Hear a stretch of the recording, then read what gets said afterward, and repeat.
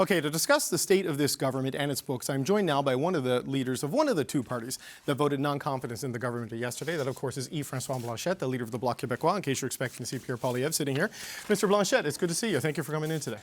Un plaisir. Let's start with this non-confidence vote yesterday. You had said previously that you would only vote non-confidence in the government. It was in the best interest of Quebec. That motion yesterday was designed to almost embarrass Jagmeet Singh. Why is that something the Bloc Québécois voted for? Oh, first, I believe that Mr. Singh deserves to be embarrassed because the way he behaves is renouncing his responsibility as the leader of an opposition party. We had said a long time ago that if we did not achieve two specific goals, we would vote against the confidence in this government. That's the old age security increase and supply management. We could have started with that because, we cannot trust too much the polls, but our numbers are very, very, very good. But we said that we had the responsibility first to try to do something useful for Quebec and Canada elders and agricultural producers under supply management rule, which protects the quality and the price of what we eat and drink in Quebec and Canada. So does this mean that every confidence motion from now on, you will vote non-confidence in the government? It depends on how it is written. If it is a provocation against Quebec, of course, we will not support the motion.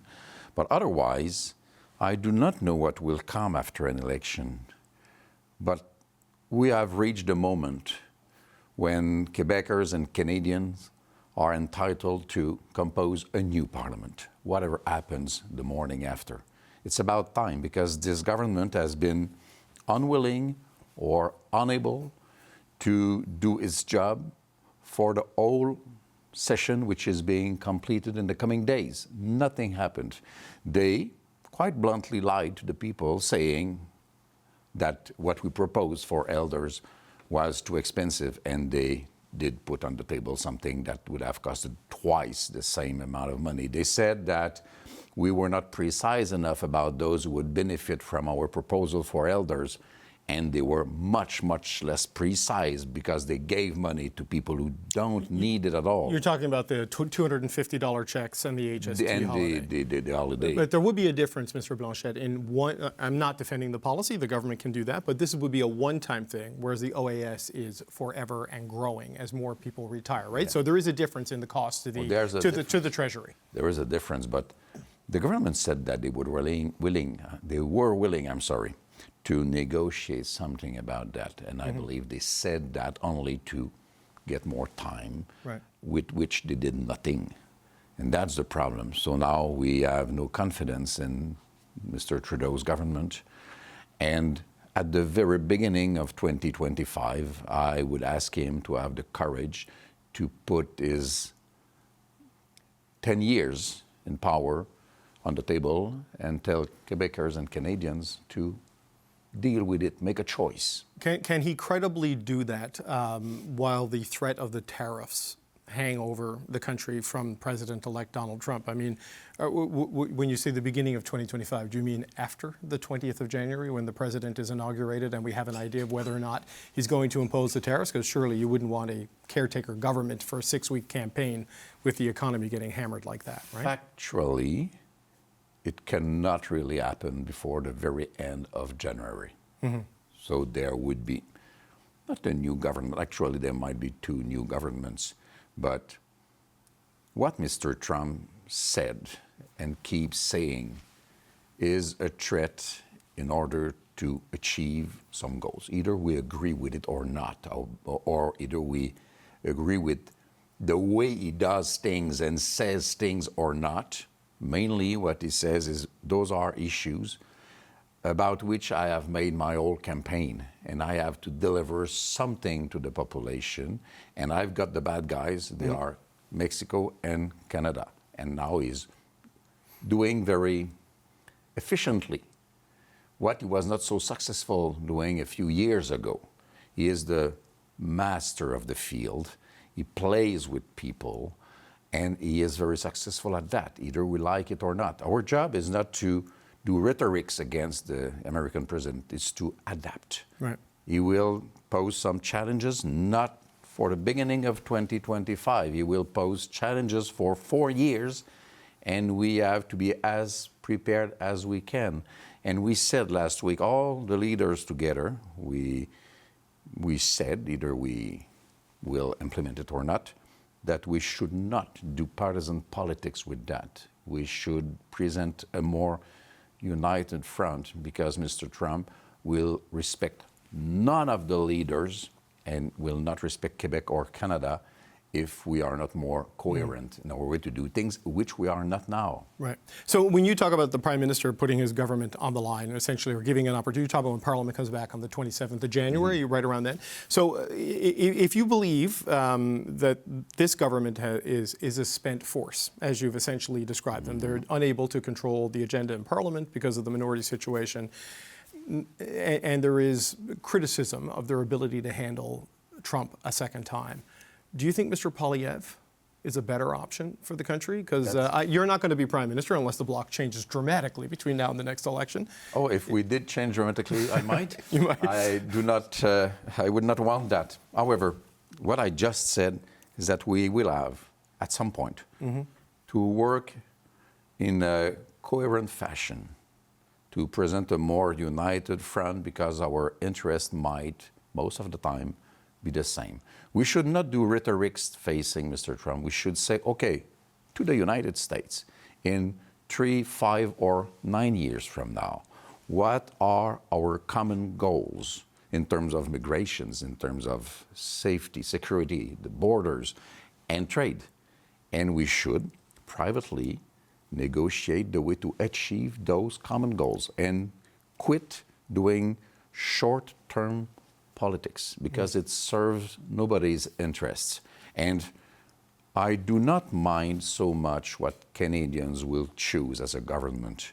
We propose to Quebecers to be the best and strongest voice possible for Quebec. It does not mean that what we do is bad for Canadians. Let's say this proposal we made about supply management or elders, a large, very large majority of Canadians supported the Bloc about that. Right. So we may be useful, but our purpose is to represent Quebec. But when you talk about the short-term partisan rhetoric that you say is not helpful in this moment, I mean, you lead a sovereigntist party, and you are willing to get on Team Canada, for lack of a better word, in the time that is available to deal with President Trump on the tariffs. The Prime Minister and Mr. Poilievre are back and forth about who is really letting the country down. Do you think there could be political unity under either of these leaders, given the way things are right now with the Prime Minister, and given the way things might go under a potential Prime Minister Poilievre, based on what you saw in that meeting last week? There are 4 or 5 parties in the Parliament.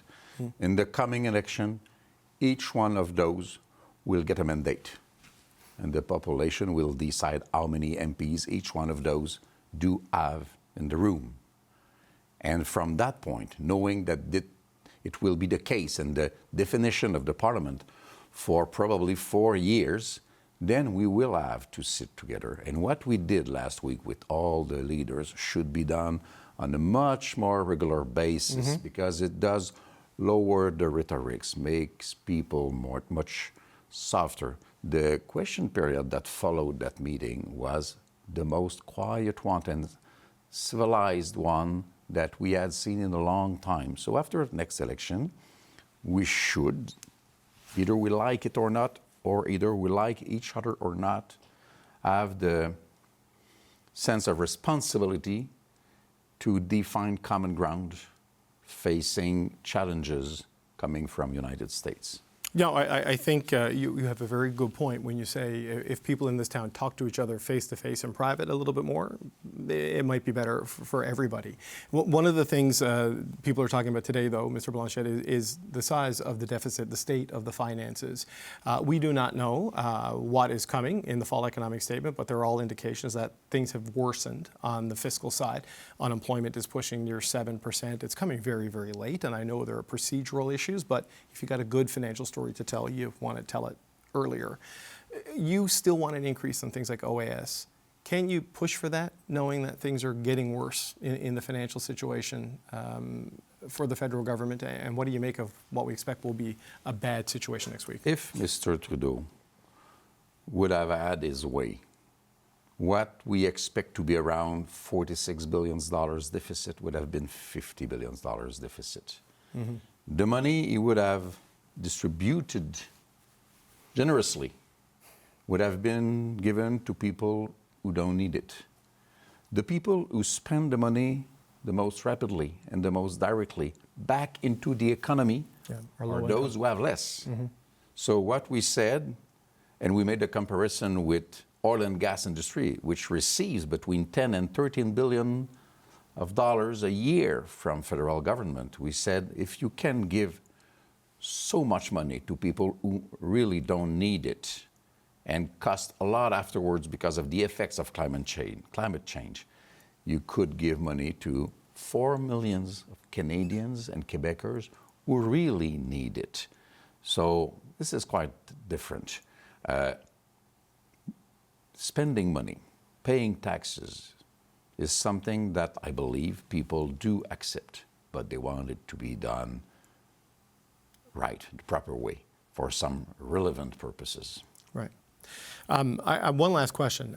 The premiers are going to meet with the Prime Minister tomorrow to talk about Donald Trump, and apparently they're going to be briefed, at least in a high-level way, on what the plan is to deal with the border concerns raised by the President-elect, which are at the basis of the tariff threat.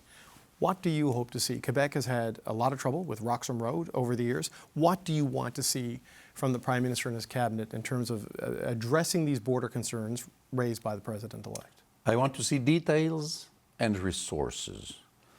First, adding resources with RCMP guys on the border, mm-hmm. or people at the customs, or improving the speed with which the different files are treated, those individual files are treated, sorry. Yep. This is something the Bloc has been asking for years. I must admit that I'm sad that Mr. Trump had more influence on Mr. Trudeau than we did. But basically what they are doing is something we have asked for a long time. Two things are still to be ascertained.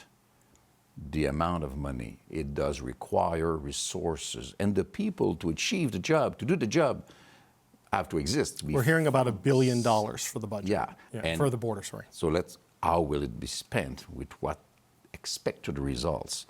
So this is something very important, the way it's done and the amount of money. Mm-hmm. This is what we want to see, and I hope that the Prime Ministers will not make a show of being the one with the biggest arms facing Mr. Trump.